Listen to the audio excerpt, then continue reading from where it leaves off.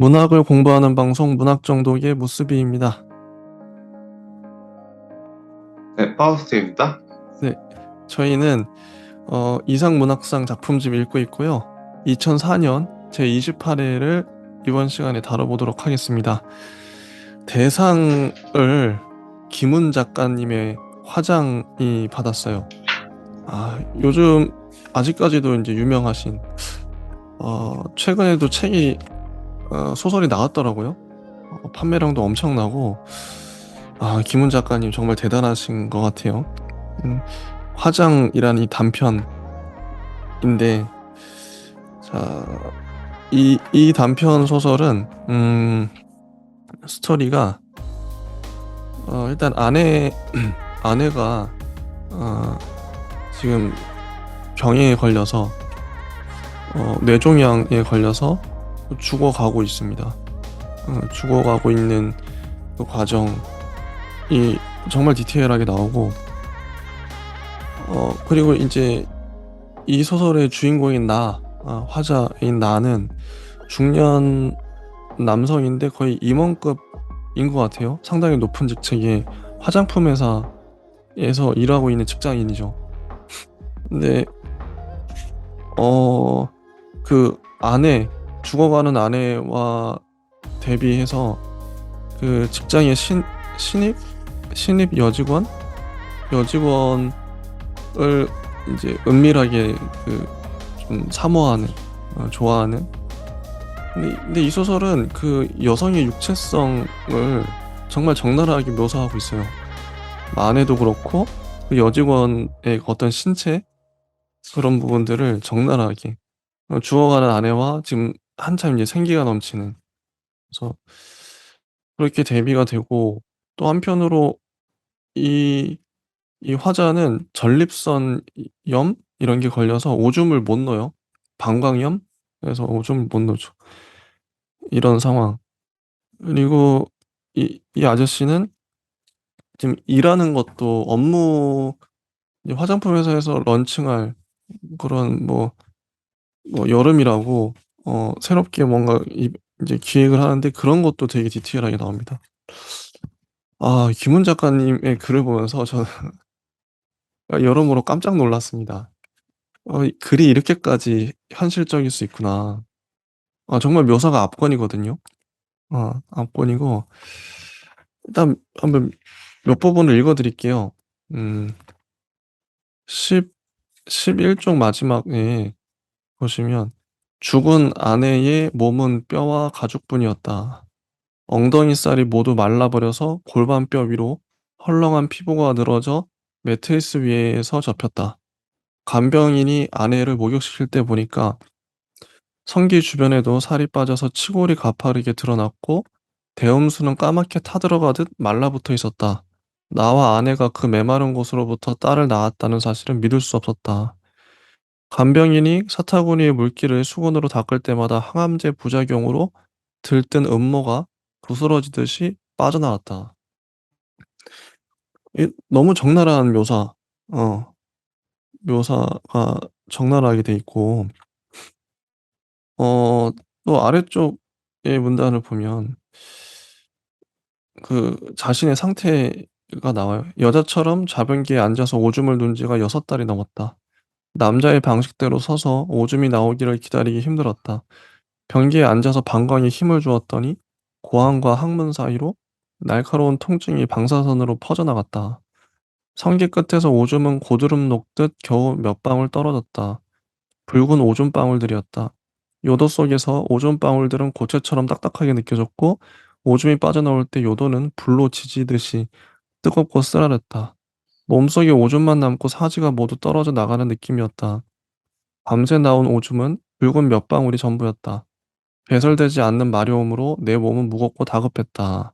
다급했으나 내보낼 수는 없었다. 이런 묘사들.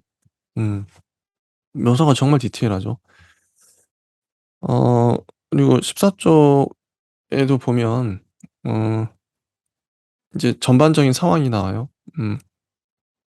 그, 아내와 살아온 세월들, 잡지사 여기자인 젊은 아내가 벌어온 돈으로 대학원을 마치고 결혼해서 딸을 낳고 단칸 전셋방으로 시작해서 10억짜리 단독주택을 장만하고 재벌급 화장품 회사 말단 사원에서 상무로까지 승진한 세월들이 애초부터 존재하지 않았던 것처럼 종잡을 수 없이 사우나탕 증기 속에서 풀어졌다. 아내의 병은 뇌종양이었다. 이런 근데 뇌종양에 대한 의사의 진단이 아래 나오죠. 설명. 뇌종양은 암의 계통이다. 인간의 두개골 안에서 발생할 수 있는 종양은 130여 종류다. 조직 내의 모든 신생물이 종양이다. 종양은 어떤 신체 조직 안에서도 발생할 수 있다. 종양이 발생하게 되는 환경과 조건은 알 수 없다. 종양은 생명 속에서만 발생하는 또 다른 생명이다. 죽은 조직 안에서 종양은 발생하지 않는다. 종양의 발생과 팽창은 생명 현상이다. 이런 얘기들. 음. 아, 이런 종양이 아내가 걸렸고, 뇌종양이.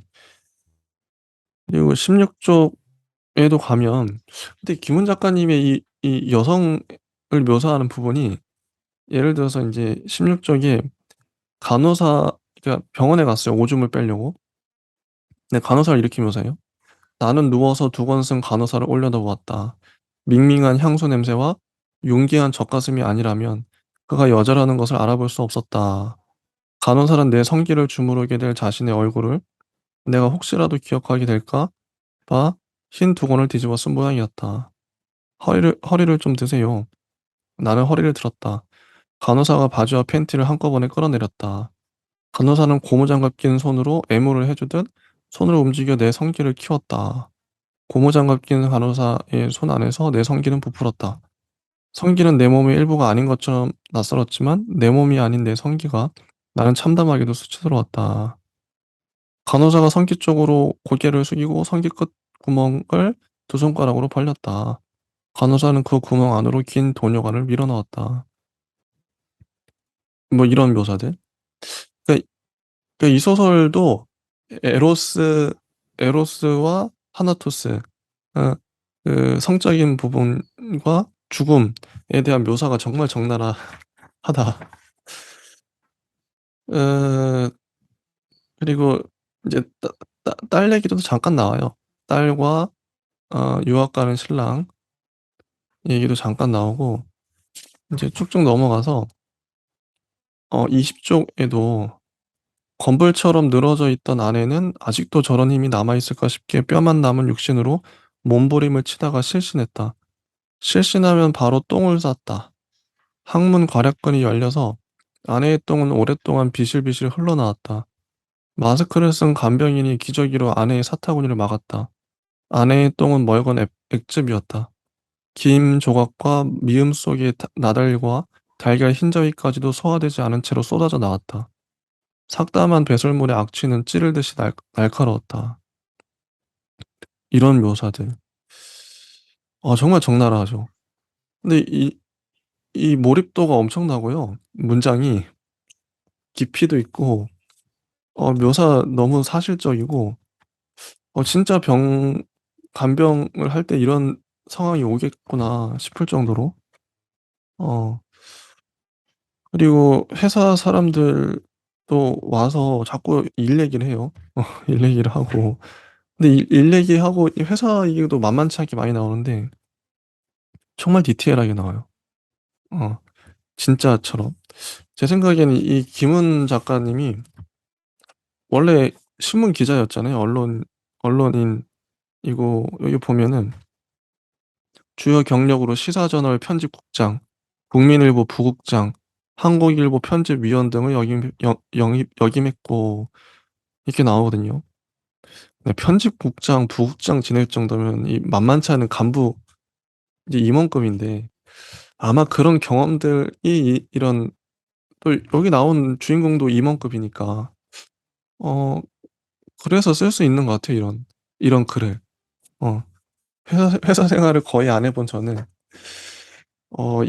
이런 글을 쓸 수 있을까, 내가? 취재만으로 어렵겠다는 생각이 들고. 25쪽에 가면 또 이 반전이 나오죠.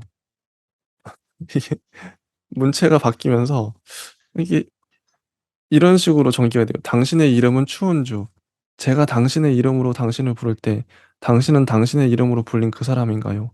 당신에게 들리지 않는 당신의 이름이 추운주. 당신의 이름인지요? 하면서 뭔가 이 연서를 쓰는 듯한, 연애 편지를 쓰는 듯한 그런 느낌. 좀 당황스러웠어요, 이런 문장이. 뭔가 오글거리기도 하고, 당신의 이름은 추운주. 5년 전 신입사원 공채 때 인사과장이 가져온 최종 합격자 이력서에서 당신의 이름을 읽었을 때 이제는 지층 밑에 묻혀버린 먼 고대국가 이름이 내 마음에 떠올랐습니다. 그리고 당신의 몸은 구석 자리에서 컴퓨터 자판을 두드리며 결제 서류를 작성하고 있던 당신의 둥근 어깨와 어깨 위로 흘러내린 머리카락과 그 머리카락이 당신의 뒷밤에 드리운 그늘은 내 눈앞에서 의심할 수 없이 뚜렷했고 완연했습니다. 아, 살아있는 것은 저렇게 확실하고 가득 찬 것이로구나 싶어서 저의 마음속에 조바심이 일었습니다. 뭔가 애절한 이거 마음이 느껴지죠. 사랑하는 마음, 은근히 그런 것들이 느껴지고, 여기도 보면은 이 추원주 신입사원에 대해서 그 육체를 그러니까 이 아저씨는 좀 변태적인 성향. 근데 이 소설 자체가 그런데 안에도 여러 가지 묘사할 수 있잖아. 안에 뭐 여러 부분들을 굳이 이제 성기 쪽을 묘사를 하고, 아까 병원의 간호사도 굳이 그렇게 좀 뭐 가슴이라든지 그런 부분이 이 아저씨는 보이는. 그러니까 이게 저는 이 김훈 작가님이 노린 것 같아요. 어 우리가 신뢰할 수 없는 화자, 우리가 좀 반발감을 느끼는 화자를 내세운 거죠, 일부러. 그런 쪽 인제 성적인 그런 것들이 좀 그런 걸 좀 주목하는, 이 아저씨에게는 여성이 성적 대상인 거예요. 그렇게 보이는 아저씨예요. 다르게 보일 수도 있는데 굳이 그렇게 육체적인 거에 집착하는 아저씨. 그런 화자를 내세웠다. 어. 근데 이런 것 때문에 물론 다른 소설도 봐야겠지만 김훈 작가님을 좀 안 좋게 보는 사람도 있긴 하더라고요.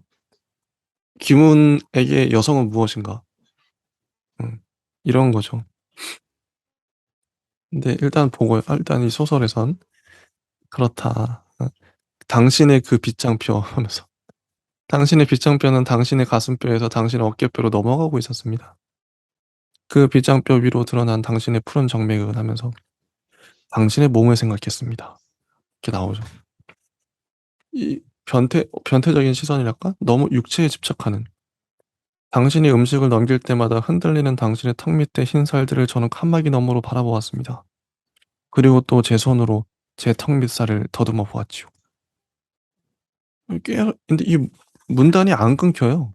그만큼 화자가 그냥 그 추은주라는 사람에게 몰입하고 있다는, 문단이 계속 이어져요.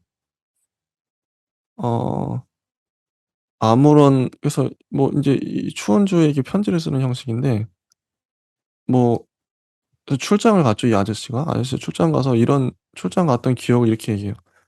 31 쪽에 보면 총판잔들하고 술을 마시는데 아무런 소득도 없이 술에 취했습니다. 여자들이 옷을 벗었고 술 취한 총판상들이 여자들의 사타구니 밑으로 손을 넣었습니다. "너는 낯짝을 보니까 구멍 속이 인디언 레드겠구나. 너는 쇼킹 핑크겠고." 전주 총판장이 여자 사타구니를 더듬던 손을 코에 대고 냄새를 맡았습니다. "좀 씻고 다니라 이 더러운 년아." "사장님, 그게 조개 냄새가 좀 나야 맛있는 거예요." "이게 지금 조개 냄새냐 썩은 곤쟁이적 냄새지?" 뭐 이런 묘사. 너무 노골적이죠. 이런 묘사들이 줄줄이 나오고. 음 그래서 이제 4 번으로 넘어가면 문상객들이 오는데 추운주도 와요. 빈소에 왔죠. 근데 엎드린 추운주의 등과 엉덩이는 완연한 몸이었다. 뭐 이런 묘사. 그리고 회사 직원들도 오는데 저녁 10 시가 넘어서 광고기획 1 과장 박진수와 광고기획 2 과장 정철수가 빈소에 나타났다. 음. 박진수는 기초 화장품 담당이었고 정철수는 색조 화장품 담당이었다. 33 쪽에 그 아래쪽에 있는 문단부터 볼 텐데요. 이 얼마나 디테일한지 한번 봐 보세요. "그런데 말입니다." 서로 인제 회의를 하는 거예요, 여기서.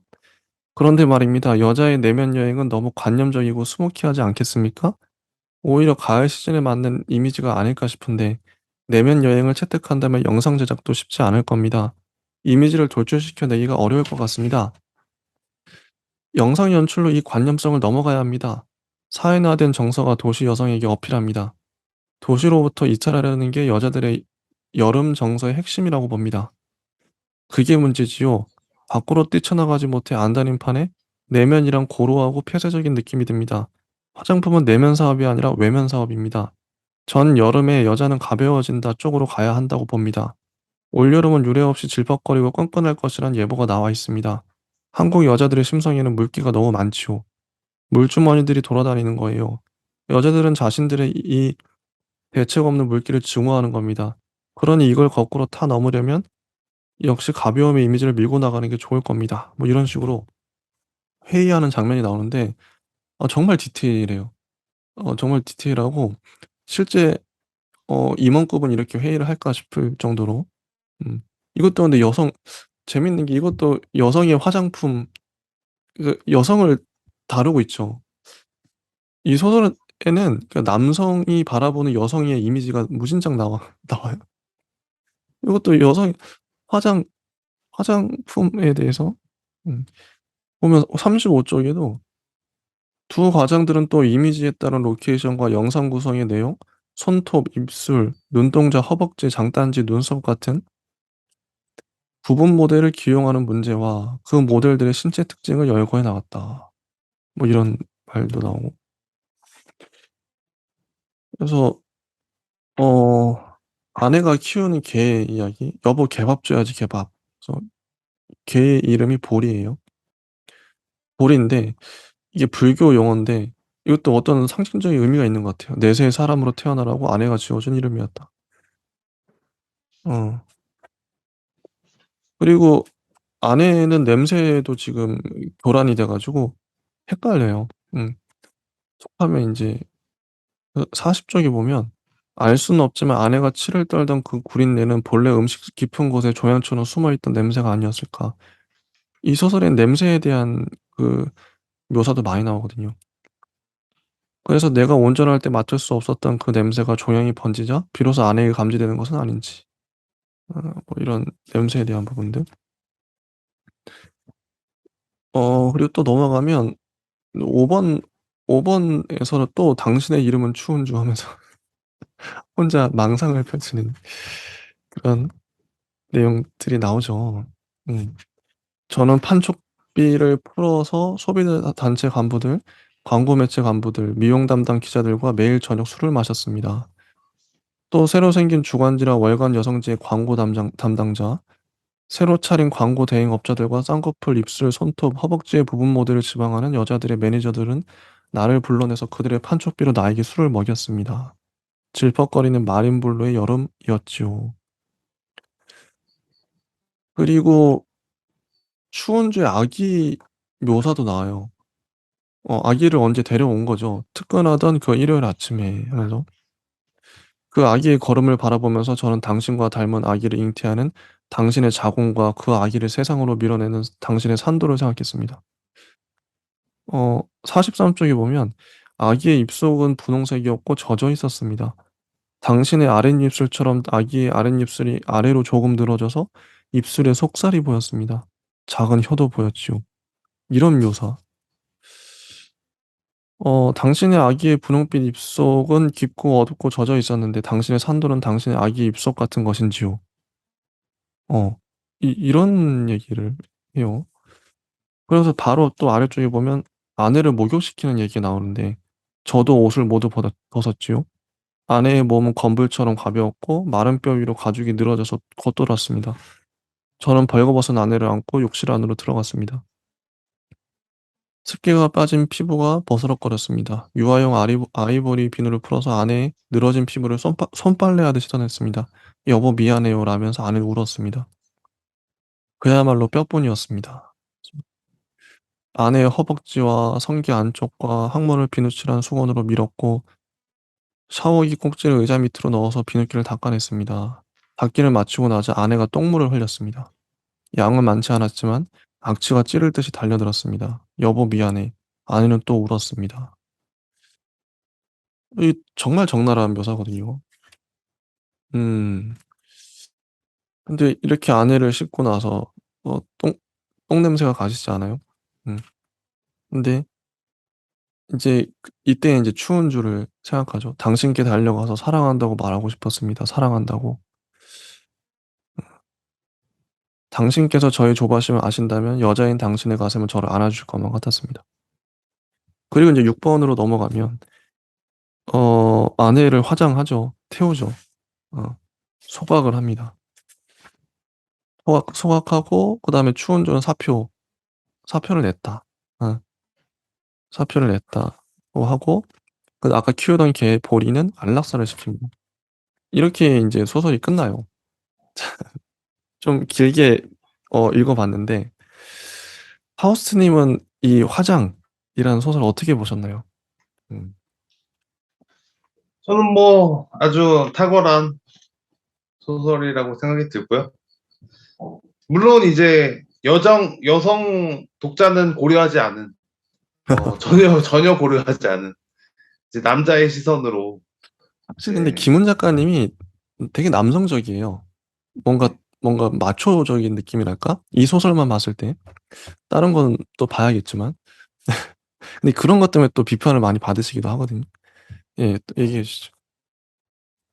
물론 뭐 문장도 이제 미문이고 음.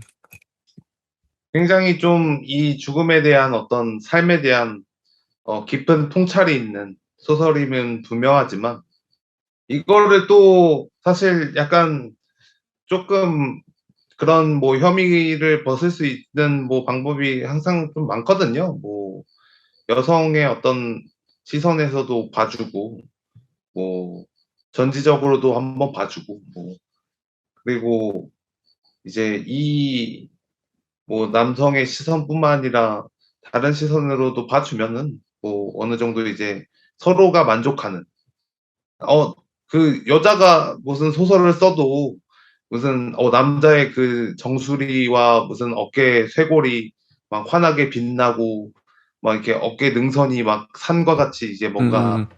능선이 그랬다. 그러면은 우리가 불쾌하잖아요. 음음음. 뭔가 불쾌하잖아요. 아, 그러니까요. 여성 묘사가 아니라 음.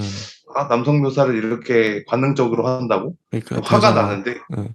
근데 저는 인제 화장이라는 작품이 2004 년에 나와서 이제 대상을 탔는데 이 작품이 만약에 지금 2022 년에 이렇게 나왔다. 그런 반응이 어떨까? 솔직히 저는 좀 부정적일 수 있겠다. '아니 너무 작가님 요즘 이렇게 쓰시면 안 돼요.' 막 이렇게 예 '너무 여성을 대성화하는 거 아닌가.' 좀 그럴 수도 있을 것 같다는 생각이 들어요. 너무 노골적인 묘사. 근데 한편으로 이해도 되죠. 왜 이렇게 신체 묘사를 어 어떻게 보면 신체 묘사를 이렇게 노골적으로 하는 게 어떻게 보면 자극적인데 근데 자극을 노리기 위해서가 아니라 진짜 어떤 스 이 육체를 이렇게 묘사함으로 인해서 어 김훈 작가님이 이 노리는 어떤 효과가 있을 것 같아요. 왜 이렇게까지 했다고 보세요? 파우스트 님은? 추원주도 저는 그렇고 아내도 뭐 그렇고. 예. 충분히 남자가 읽기에는 이 여성에 대한 어떤 시선 그리고 뭐 어떻게 뭐 뭘 어떤 거를 보는가에 대한 어떤 충분한 사유가 음. 있다고 생각이 들고요. 그리고 그것이 그 타나토스와 에로스가 정말 강렬하게 빛나는 오히려 이게 엄청 타나토스가 없으면은 그냥 야한 작품인데 타나토스가 있으니까 굉장히 문학적인 아. 그런 느낌이 들거든요. 아. 그렇죠. 아내가 죽어가고 있고 이게 완전 대비되잖아요. 추은주라는 신입사원과 아내의 죽어가는 육체가 이게 절묘하게 이게 쌍을 이룬단 말이죠. 대꾸를 이루면서 이게 계속 비교해 보게 되는 죽음으로 가는 죽음 충동과 삶의 충동이 이렇게 계속 왔다 갔다 교차하면서 그래서 문학적인 상징성이랄까 그런 건 탁월한 것 같아요. 탁월하고 저는 특히나 이 소설은 김훈 작가님의 문장력이 빛나지 않나. 묘사가 어떤 작가가 이렇게까지 디테일하게 묘사할 수 있을까. 뭐 회사 아까 그 업무 묘사도 그렇고 아내를 인제 씻기는 장면, 아내의 묘사, 그리고 추은주라는 사람의 그 디테일한 그 인제 이 변태적인 시선으로 관찰하는 그 묘사. 이 압권이거든요. 정말 세밀하게 그림을 그리듯이 묘사를 해내는데 그게 빠져들게 돼요. 묘사가 너무 리얼하고 또 읽다 보면 또 재밌어요, 이 자체로. 내가 진짜 그 현장에 있는 것 같고 지금 이 주인공의 입장이 된 것 같고 그래서 '아 글을 정말 잘 쓰시는구나.' 이런 생각을 많이 했습니다, 읽으면서. 재밌긴 해요. 끝까지 재밌어요. 음.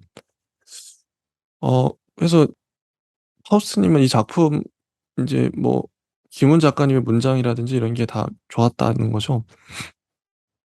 네. 저도 어. 뭐 문장이 너무 이제 이렇게 아름답게 화려하고, 그리고 특히나 그 문맥을 계속 잇는 아. 이미지나 장면이나 반복이나 어떤 지배적인 어떤 상징들이 굉장히 잘 쓰였어요. 그래서 정말 이 소설에 반복적으로 계속 점진적으로 빠져들 수밖에 없는 아. 그 이미지와 형상화된 어떤 강조된 어떤 뭔가 이미지, 예. 예, 그런 것이 정말 잘 쓰였다. 어. 그 저는 인제 아내를 묘사하는 부분이 정말 좋았었고 근데 추은주한테 어떻게 보면 연애 편지 쓰는 듯한 그 파트가 좀 이제 문장도 다르고 되게 좀 끈적끈적하잖아요, 연애 편지처럼. 그건 어떻게 보셨나요? 그 추은주 나올 때마다 그 파트 저는 괜찮으셨나요? 뭐 2인칭 이렇게 당신은 이라고 그죠. 들어가는 부분에 대한 어떤 소설들 중에서도 되게 잘 쓴 아. 느낌이라고 생각이 들고요. 어. 요런 물론 구성. 이제 어. 이런 2인칭 중에 또 기억나는 게 그 예전 신경숙 작가의 어. 장편이 하나 있는데요. 어. 아무튼 그런 어떤 어머니가 이제 치매에 걸려서, 이제 혹은 어머니가 이제 점점 이제 치매에 걸려서 실종되고, 어. 이제 아픈 사람을 이제 당신은 뭐 옛날부터 이제 일을 이렇게 몸을 이렇게 손 부르트도록 하고 막 그런 거 설거지하고 뭐 이런 음. 것들을 이렇게 당신은이라고 표현을 했는데, 음. 그런 어떤 약간 좀 애절함, 음. 이런 거를 잘 쓴다. 맞아. 오히려 인제 이렇게 1 인칭과 2 인칭을 이렇게 왔다 갔다 하면서 읽는 재미도 그래서 있는 것 같아요, 구성적으로. 어. 오히려 아내 얘기만 줄줄 했으면 좀 심심할 수도 있었는데 어 아내와 추운줄 이렇게 이렇게 대비시킴으로써 문장도 이렇게 다르게 쓰고 참 좋았던 소설 아니었나 싶고요. 바로 다음 작품을 넘어가서 근데 이게 자선 대표작이 원래 실리는데 여기 앞에 보면 김우는 장편 카레 노래 그리고 장편에 가까운 긴중편 빗살무늬 토기의 추억이 있을 뿐이어서 자선 에세이 대표작 3 편을 수록한다라고 나와 있어요. 에세이가 실렸어요, 단편 소설이. 이게 재밌는 게 카레 노래를 처음 써서 이걸로 문학상을 받았다고 해요. 하고 단편 소설로 화장을 이 소설을 처음 써서 이게 인제 이상문학상 대상을 받아 버렸어요. "전례가 없는 일이다." 하면서 어 이게 엄청 극찬을 하거든요. 쓰자마자 어 첫 장편 카레 노래로 동인문학상을 그리고 첫 단편 화장으로 이상문학상을 수상함으로써 이 한국 문단 100년 역사상 처음 있는 일이다. 대단한 대단하죠 솔직히. 카레 노래도 아직까지도 화제가 되고 어 정말 잘 썼거든요. 처음 썼는데 상을 받아 버리네 대상을. 장편 단편 다. 그래서 문학평론가 김윤식 교수님은 어 이어령의 산문이 수필 문학의 영역으로 끌어올린 최초의 문인, 수필을 문학의 영역으로 끌어올린 최초의 문인으로 평가했고 김훈 역시 당대 제1의 탁월한 명수필가로 꼽았다고 합니다. 자 김훈의 수필을 볼게요. 또 53 쪽에 또 하필 또 제목이 여자의 풍경. 시간의 풍경. 저는 이 수필이 왜 실렸는지 모르겠어요. 다른 수필은 다 좋았는데 이것도 진짜 집요하게 여자 얘기를 하거든요. 그래서 솔직히 근데 소설은 그럴 수 있다 쳐요. 제가 아까 혐의를 얘기했었죠, 소설은. 아, 그럴 수 있어. 그건 자기가 설정하기 나름이니까. 근데 수필은요, 자기 얘기하는 거예요. 내 얘기하는 거예요. 뭐 억지로 뭐 가상의 하자를 내세울 필요가 없잖아요, 수필은. 그래서 내가 그대로 드러나거든요. 근데 자 53쪽 여자의 풍경 이거 보면 "사쿠라 꽃 피면 여자 생각난다. 이것은 불가피하다." 이렇게 첫 문장이 이렇게 시작을 해요. 자 볼게요, 한번. 이 혐의가 더 짙어지는 건데요. 자 쭉 가면 그러니까 내가 어느 뭐 바닷가에 어떤 숙소에 이렇게 머물고 있는데 숙소 바깥에 어떤 한 여성이 지나가고 있어요. 어 지나가는데 그 얘기를 정말 집요하게 합니다. 음 56 쪽의 아래쪽 문단을 볼게요. 저 익명의 여자를 축으로 삼아 회전하는 세계와 시간의 공전은 따스하고 포근했으며 비릿하고 달았고 서늘하고 축축하였다. 아래쪽에 보시면 시간의 저 비리고 오련한 질감이 먼동처럼 느리고 느린 확실성으로 굳어져 오는 것을 나는 느꼈다. 이윽고 여자가 내 호텔 유리창 바로 밑을 지날 때 나는 그 여자의 푸대자루 같은 옷 속에서 젖가슴이 출렁거리는 것을 보았다. 어? 저 아니 맨발의 뒤꿈치에는 굳은 살이 박혀 있었다. 아마도 그 굳은 살에는 그 여자가 세계의 표면을 디디고 살아온 노역이 갈라진 금으로 파여 있을 것이었고 그 실필줄 같은 금마다 때가 끼어 있을 것이었다.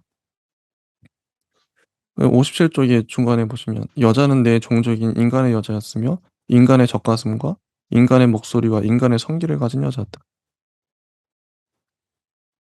그러니까 숙소 호텔에 가만히 있었는데 밖에 인제 어떤 여성이 걸어가고 있는 걸 집요하게 관찰하면서 이 긴 글을 이 또 문장도 되게 진지해요. 김훈 작가님 특유의 진짜 진지하거든요. 깊고. 자 58쪽. 58쪽의 첫 번째 문단 거의 끝에 보시면 "내가 잠든 사이에 저 토인의 여자가 내 방에 찾아와서 시간 속에서 출렁거리던 그 젖가슴으로 나를 안아주고 그리고 내가 잠에서 깨기 전에 사라져 버린 것이 아니었을까." 이런 상상도 하는 거죠. "나는 나에게 찾아온 새로운 힘을 사랑이라고 이름 붙였다. 이름 붙이고 나서 나는 혼자 좋아서 웃었다." 좋았던 거죠. 이게 사랑이야. 말린 조개를 끓인 수프가 말린 조개가 뭘 상징하는지는 우린 알죠. 수프가 그 바닷가 호텔 식당에서 가장 비싼 아침이었다. 나는 내 시간의 손님을 맞아서 그 조개 수프를 주문했다. 자 일단 이 첫 번째 에세이만 놓고 얘기해 볼게요. 파우스트는 어떻게 보세요? 저는 이거 좀 이상한데 좀 그러니까 애매한데 이거는 예. 이 어떻게 보세요? 문체의 네. 장점이자 단점으로 보는데요. 예. 물론 이 문체가 단점이 있는 건 아니에요. 음. 근데 이거를 진짜 알맹이만 딱 놓고 보고 문체를 다 빼버리면은 사실 이거의 어떤 중요한 의미가 그 시간의 시간성과 욕망, 어. 여성에 대한 축으로 이 축으로 모든 세계가 달라지고 내가 그 여성을 사랑하게 되는 어떤 순간, 음. 시간성 이것 빼고는 사실 아무것도 없거든요. 그러면 근데 저는 이 첫 번째 에세이가 왜 실렸나 이 굳이 이걸 왜 실었나 좀 애매했어요 저는. 오히려 여자에 대한 그러니까 솔직히 딱 툭 까놓고 보면 뭐 그냥 호텔에 가서 가만히 쉬는데 여자가 보여. 근데 자세히 관찰하다 보니까 이런 생각이 든 거죠. 근데 이 자체가 '이게 맞나?' 싶은 거예요. 뭐지? 그래서 좀 애매 좀 좀 거시기 했다. 어 저는 네. 만약에 이게 좀 더 뭔가 더 그 수필의 어떤 그런 어떤 느낌 쪽으로도 소설 네. 쪽으로도 갈 수 있다면 음. 이 시간에 따른 어떤 욕망의 어떤 변화라든지 아니면은 이 여성이 정말 어떤 뭐 자신의 어떤 관계가 뭔가 이제 뭔가 이렇게 있어서 이제 뭐 갑자기 이제 소설처럼 같이 식사하실래요? 했는데 뭐 이렇게 조금 이렇게 뭐 변화가 된다든지 뭐 그런 게 있었다면 뭔가 조금 뭔가 다른 측면으로 이제 깊어졌을 것 같지만 이거 하나만으로는 사랑에 빠졌다. 이 얘기밖에 되지 않죠. 그렇죠. 좀 애매하죠. 네, 이 첫 번째 넘어가고요. 그래서 앞에 소설하고도 좀 은근히 연결이 되는 거예요. 김훈 작가님은 그 앞에 소설도 보통은 인제 그게 인제 어떤 화자를 내세워서 좀 이게 좀 비난받을 만한 화자를 내세워서 이렇게 가는 전략이 아니라 '원래 그렇게 생각하시나?' 뭐 이런 그건 모르죠. 아무튼 60쪽 이 수필은 진짜 좋아요. 어 '가까운 숲이 신성하다.'라는 제목인데요. 이거 읽어 볼게요. 이분 김훈 작가님은 문장력이 정말 엄청난데 자 숲이라고 모국어로 발음하면 입 안에서 맑고 서늘한 바람이 인다. 자음 시옷의 날카로움과 피읍의 서늘함이 목젖의 안쪽을 통과해 나오는 우우 모음의 깊이와 부딪혀서 일어나는 마음의 바람이다. 시옷과 피읍은 바람의 잠재태다. 이것이 모음에 실리면 숲속에서는 바람이 일어나는데 이때 시옷의 날카로움은 부드러워지고 피읍의 서늘함은 우우 모음 쪽으로 끌리면서 깊은 울림을 올린다. 그래서 숲은 늘 맑고 깊다. 숲속에 이는 바람은 모국어 우우 모음의 바람이다. 그 바람은 우우 모음의 울림처럼 사람 몸과 마음의 깊은 안쪽을 깨우고 또 재운다. 숲은 글자 모양도 숲처럼 생겨서 글자만 들여다보아도 숲속에 온 것 같다. 숲은 산이나 강이나 바다보다도 훨씬 더 사람 쪽으로 가깝다. 숲은 마을의 일부라야 마땅하고 뒷단 넘어가 숲이라야 마땅하다. 이게 이런 류의 글들이 그러니까 어떤 단어를 분석하는 거죠. 그렇게 시작을 하는 건데 정말 읽으면서 저는 가만히 생각해 봤어요. '정말 그런가?' 근데 그렇더라고요. 인트로부터 압권이었다. 이런 류 분석하는 게 나름 인제 좀 독자를 설득하는 거죠. 탁월했다. 뒤에도 문장이 참 좋아요. 숲에 대한 얘기인데요. "숲은 뭐하다." 이게 정의가 계속 나와요. "이 세상의 어떠한 숲도 초라하지 않다. 숲은 그 나무 사이사이에서 새롭게 태어나는 낯선 시간들의 순결로 신성하고 현실을 부술 수 있는 새로운 삶의 가능성으로 불어나다. 유림의 숲은 불어나고 유가적 가치와 질서로부터 소외되어 숲으로 모여든 무리로서의 살림은 더욱 불어나고 소외된 무장 집단으로서의 농림의 불호는 이미 작동하는 불원이다." 뭐 이런. 제가 만약에 숲을 주제로 수필을 쓰라 그러면 이런 식으로 안 쓸 것 같고 다르게 쓰겠죠? 못 쓸 것 같아요. 근데 김훈 작가님의 문장은 이 무게감이 엄청나요. 대놓고 각 잡고 쓴 글이 이게 이게 '아무나 이렇게 못 쓰겠다. 어떻게 이런 숲에서 이런 사유를 끄집어' 이거 거의 철학적인 느낌도 나거든요. 그 역사도 들어가 있어요 여기. 이분은 공부도 많이 하셨고 그 지역에 대한 되게 어떤 통찰이랄까? 철학과 역사가 이게 다 묻 들어가 있는 깊은 글이죠. 그래서 쭉 뒤에 보면 제가 뭐 이런 글들이 저는 이게 되게 좋았어요, 이 수필이. 하우스 님은 이거 어떻게 보셨나요? 저는 뭐 특이하게 이제 퇴계의 어떤 얘기를 하면서 이제 뭐 산을 이제 올라가서 다시 마을로 돌아오는 어떤 그런 의미에 대해서 굉장히 심도 깊게 자신의 어떤 생각이나 이런 것들이 무겁게 전개되는 좋은 수필이다. 물론 그 중간중간에 이제 뭔가 좀 가벼운 어떤 느낌도 살짝 있는 것도 약간 의도한 것처럼 약간 이렇게 쉬어가는 듯한 느낌으로 그 무거운 통찰을 하고 나서 잠깐 쉬고 다시 이제 자신의 어떤 모든 지식을 다 이제 다 연결해서 다 발휘하는 그런 느낌이라서 아주 뭐 재밌었습니다. 음. 근데 김훈 작가님은 진짜 글이 무거워요. 근데 원래 원래 이분의 삶도 무거울 것 같다는 생각이 들어요, 저는. 평상시에 얼마나 진지하게 사는 거야, 사람이. 저는 좀 가볍거든요. 어 좀 가벼워요. 저는 뭐 삶도 뭐 이렇게 가벼워지려고 노력을 하고, 근데 이렇게 무거운 글을 쓰시다니. 근데 이게 가벼운 사람이 무거운 척하면 이게 다 들통이 나잖아요. 근데 이분은 무거운 사람이 무거운 글을 쓴 느낌이라서. 파우스트 님은 이 김훈 작가님의 이 무거움을 어떻게 생각하세요? 좀 괜 어떻게 보시나요? 좋게 보십니까? 뭐 거의 뭐 지금 사실 읽어 보니까 음. 거의 뭐 하루키에 필적할 정도로 아. 뭐 좋아하게 될 정도로 어. 되게 약간 생각이 멋있다? 생각이 멋있다. 맞는 말이네. 그러니까 맞아. 물론 이제 이런 생각들이 여러 가지 맞아. 이제 인문학적으로 철학적으로 음. 어떤 이제 사조를 이뤄서 음. 이제 각자의 어떤 장점이나 어떤 세계관을 뽐내는 거지만 음.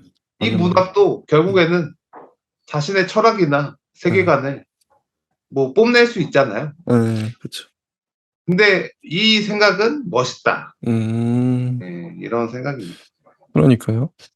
71 쪽의 충무공을 다룬 수필도 보면 아유 엄청나요. 이것도 인제 몇 군데 읽어 보면 어 인제 72 쪽에 "패는 칼보다 강하다."라는 말은 "패를 진 자들의 엄살이거나 자기 기만이기 십상이다. 그 말은 정치적이다. 칼을 진 자들은 '칼이 펜보다 강하다.'라고 말하지 않는다. 무는 세계를 개조하는 수단으로서의 무를 동경한다고 말하는 편이 오히려 정직하다." 이순신의 칼은 인문주의로 치장되기를 원치 않는 칼이었고 정치적 대안을 설정하지 않는 칼이었다. 그의 칼은 다만 조국의 남쪽 바다를 적의 피로 물들이기 위한 칼이었다. 그의 칼은 칼로서 순결하고 이 한없는 단순성이야말로 그의 칼의 무서움이고 그의 생애의 비극이었다. 그리고 이 삼엄한 단순성에는 굴욕을 수용하지 못하는 인간의 자멸적 정서가 깔려 있다. 그는 당대 현실 속에서 정치적 여백이 없었다. 음. 이순실은 글은 영웅다운 호탕함이나 과장이 없고 무협의 장쾌함이 없다. 그는 악전고투 끝에 겨우겨우 이긴다. 그는 영웅된 자의 억눌림의 비극을 진술할 때는 단호하게도 말을 아끼고 온갖 정한에 몸을 떠는 한 필부의 내면을 진술할 때는 말을 덜 아낀다.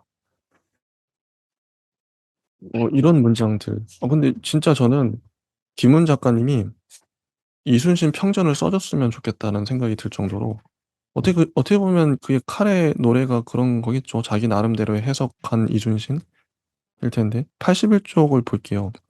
어 "이순신의 내면은 무겁게 짓눌려 있고 삼엄하게 통제되어 있다. 그는 이 통제된 내면의 힘으로 무수한 아수라를 돌파한다. 난중일기와 그가 조정으로 보낸 전황 보고서들은 무인다운 글쓰기의 전범이라고 할 만하다. 그는 정치적 불운에 목숨을 저당 잡힌 상태에서 전쟁을 수행했다. 그러나 난중일기는 의주 피난 정부에서 벌어지는 이전 투구의 전황을 이런 방구도 언급하지 않는다. 그는 바다의 사실에만 입각해 있었다. 매일매일 바다 날씨의 미세한 변화를 그는 기록했다. 그는 늘 병고에 신음했고 슬픔과 기쁨에 몸을 적시는 정한의 인간이었다. 그러나 그의 슬픔은 나는 오늘 슬펐다 라고까지만 기록하는 통제된 슬픔이었다. 그의 슬픔과 기쁨에는 수사적 장치가 없다. 이 통제된 슬픔의 힘이 저녁 무렵에 동풍이 잠들고 날이 흐렸다. 부와 아무개가 거듭 군유를 범하기로 배웠다 같은 식의 놀라운 문장들을 쓰게 한다. 바람이 잠든 것과 부하를 죽인 일이 동등한 자격의 사실일 뿐이다. 이순신의 죽음이 의도된 전사였으며 위장된 자살이었다는 주장은 매우 신빙성 있는 정황 증거들을 제시하고 있다. 그에게는 전후의 권력 재편 속에서 살아남을 수 있는 정치적 여백이 없었다. 다케다 신겐이 허수아비를 앞세우고 통과해 나간 아수라를 이순신은 자신의 죽음으로 정리했다. 영웅이 아닌 우리는 이도저도 할 수 없다. 역사는 모순이며 피해다. 우리는 억눌림 없는 세상에서 살고 싶다. 우리는 패션이 공격 무기가 되는 세상에서 살기 싫다. 우리는 아름다움의 힘이 현실을 개조할 수 있는 세상에서 살고 싶다. 카게무샤는 슬픈 영화다. 이게 끝나요. 근데 이게 인제 김훈 작가님의 이순신 해석인데 난중일기를 보고 역사적 사건을 보고 정말 탁월하다. 이런 해석 자체가. 음.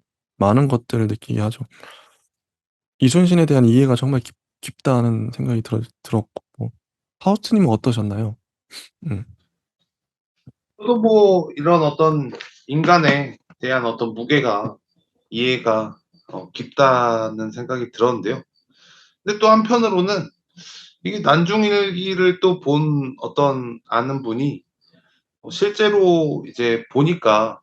이순신의 어떤 영웅적인 어떤 위상이 어. 떨어지더라. 어. 오히려 나는 안 보는 게 낫다. 어. 이런 식으로 난중일기를 조금 안 좋게 생각하시는 분도 있었는데 음. 저는 근데 안 봤어서 음. 그거를 뭐 어떻게 할 수는 없지만 아무튼 이 여기에 따라서 이제 이순신 장군의 모습을 정말 이제 과묵하고 음.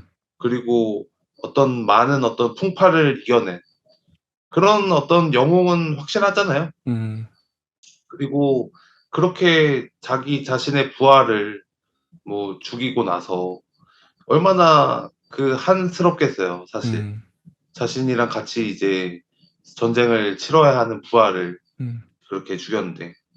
그래서 뭐 이 장군의 어떤 그리고 어떤 뭐 오너든 어떤 뭐 어디의 회사의 어떤 이제 그런 오너든 그런 어떤 카리스마라고 음. 할까요? 음.